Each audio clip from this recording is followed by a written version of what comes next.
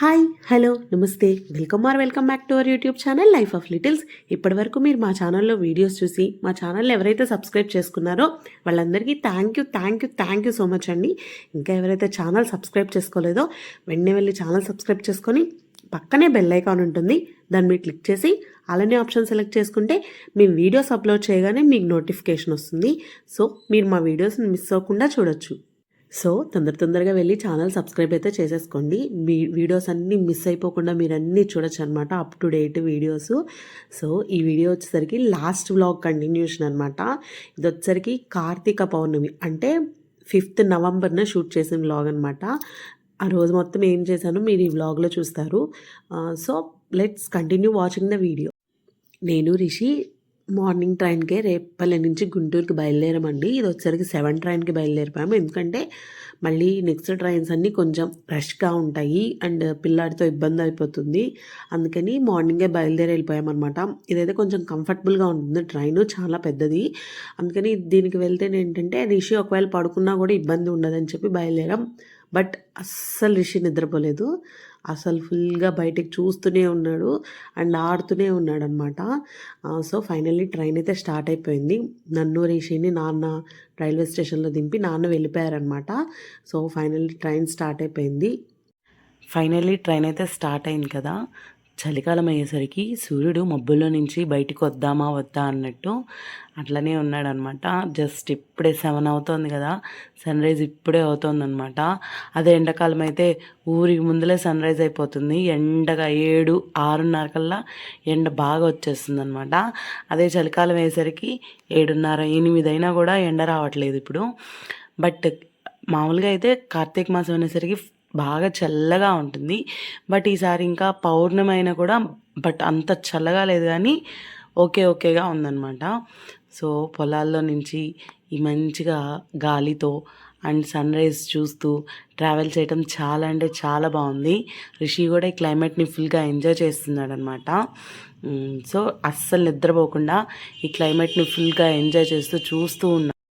ఈ జర్నీస్ చేయటం and climate change వల్ల కొంచెం జలుబు చేసిందండి నాకు, రిషికి. వాయిస్ ఏమైనా డిస్టర్బెన్స్గా ఉంటే ప్లీజ్ బేర్ చేయండి. గుంటూరుకి సేఫ్గా అయితే నేను రిషి రీచ్ అయిపోయాము. మమ్మల్ని తీసుకెళ్ళడానికి రైల్వే స్టేషన్కి మా హస్బెండ్ వచ్చారనమాట. 4-5 డేస్ తర్వాత వాళ్ళ నాన్నని చూసేసరికి రిషి ఫుల్ ఎగ్జైట్ అయిపోయాడు. ఇంకా వాళ్ళ నాన్నతో చక్కగా బండి మీద తిరగచ్చు షికార్లు అనుకొని హ్యాపీ ఫీల్ అయిపోయాడు అనమాట. ఇంటికి వచ్చేసరికి ఇలా దీపావళి గిఫ్ట్ బాక్స్ అనమాట. ఎప్పుడో దీపావళి పండుగ అయిపోతే మాకు గిఫ్ట్ బాక్స్ ఇప్పుడు వచ్చిందనమాట. వాళ్ళ ఆఫీస్లో ఇచ్చారనమాట మా హస్బెండ్కి. సో ఇది ఏమొచ్చినాయని అన్నీ చూశానమాట. మెయిన్ ఈవెంట్స్ పండగలు అట్లా ఏమన్నా ఇంపార్టెంట్ డే రోజున వర్షం పడుతుంది కదా, అలానే పౌర్ణమి రోజున కూడా వర్షం పడిందండి. అరగంట నాన్ స్టాప్గా ఫుల్గా వర్షం పడింది. పెద్ద వర్షం, ఉరుములు మెరుపులు ఇట్లా పిడుగులు పడినట్టు అట్లా పెద్ద పెద్ద సౌండ్స్తో పెద్ద వర్షం పడింది. ఇంపార్టెంట్ డే అంటేనే ఇట్లా వర్షం పడుతుంది. దీపావళి, వినాయక చవితి, ఇట్లా పౌర్ణమి ఈ టైమ్స్లోనే ఖచ్చితంగా వర్షం పడుతూ ఉంటుంది అనమాట. అదేంటో అర్థమే కాదు అసలు. ఆఫ్టర్నూన్ లంచ్ చేసేసి కాసేపు రెస్ట్ తీసుకొని తర్వాత ఈవినింగ్ లేచి ఫ్రెష్ అప్ అయిపోయి ఇంట్లో దీపారాధన చేశాను అనమాట. అండ్ దీపాలు తులసమ్మ దగ్గర కూడా దీపాలు పెట్టేసి నేను మా హస్బెండ్ ఇద్దరం కావాల్సిన సామాన్లన్నీ తీసుకొని గుడికి బయలుదేరామన్నమాట. నేను మా హస్బెండ్ రిషి ముగ్గురం వెళ్ళామన్నమాట. యాక్చువల్గా శివాలయానికి బయలుదేరదాం అనుకున్నాము. బట్ ఏంటంటే పౌర్ణమి రోజున శివాలయాల్లో జ్వాలాతోరణమని వెలిగిస్తారనమాట. సో జ్వాలాతోరణం వెలిగించేసరికి చాలామంది జనాలు ఉన్నారు టెంపుల్లో. ఆ రెస్ట్ చూసి రిషి ఏడవటం స్టార్ట్ చేశాడనమాట. సో అందుకని మేము ఏం చేసామంటే ఇంటి దగ్గరే విష్ణుమూర్తి గుడి అంటే రంగనాయక స్వామి గుడి ఉందన్నమాట, అక్కడికి వెళ్ళి దీపారాధన చేసాము. సో కార్తీక మాసంలో శివుణ్ణి ఎంత పూజిస్తామో విష్ణుమూర్తిని కూడా అంతే పూజిస్తాం కదా. సో ఎక్కడైనా వెలిగించవచ్చు శివకేశవుల గుడిలో అని చెప్పి మేము రంగనాయక స్వామి గుడి ప్రిఫర్ చేసాము. అనుకోకుండా వచ్చేసరికి ఇక్కడ ఏంటంటే కార్తీక మాసం అయ్యేసరికి వ్రతాలు చేస్తున్నారనమాట, సత్యనారాయణ స్వామి వ్రతాలు. ముందే తెలుసుంటే మేము కూడా వ్రతం చేసుకుందాం అనుకున్నాము. బట్ మేము కార్తీక మాసం ఎప్పుడు అన్నవరంకి వెళ్తామన్నమాట. అలానే టికెట్స్ కూడా బుక్ చేసుకున్నాము.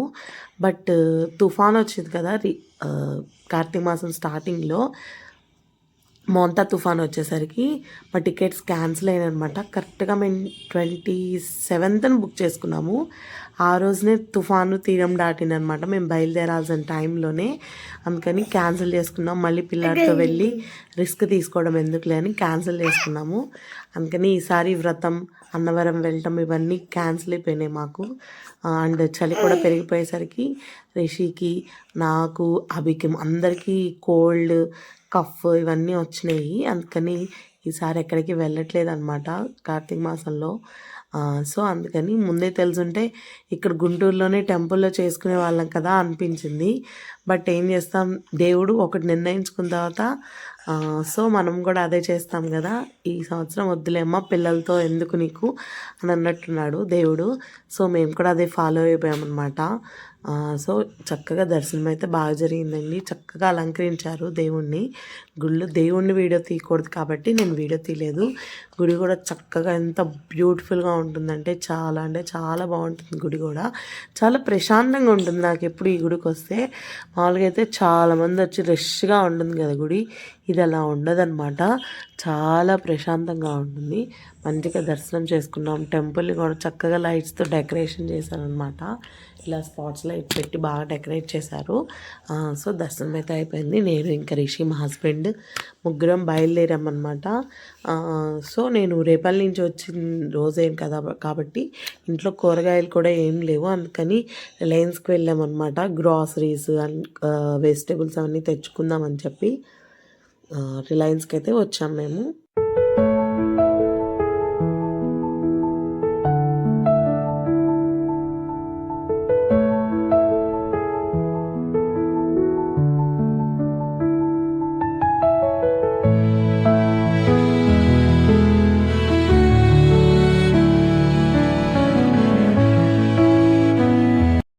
సో ఫైనల్లీ షాపింగ్ అయితే అయిపోయింది. ముగ్గురం కలిసి ఇంటికి బయలుదేరిపోతున్నాం అనమాట. మళ్ళీ ఇంకో మంచి వీడియోతో మీ ముందుకు వస్తాను. ఈ వీడియో అయితే తప్పకుండా లాస్ట్ వరకు చూసి లైక్ చేయండి, షేర్ చేయండి, కమెంట్ చేయండి, సబ్స్క్రైబ్ కూడా చేయండి. Thank you for watching video. Bye, love you all.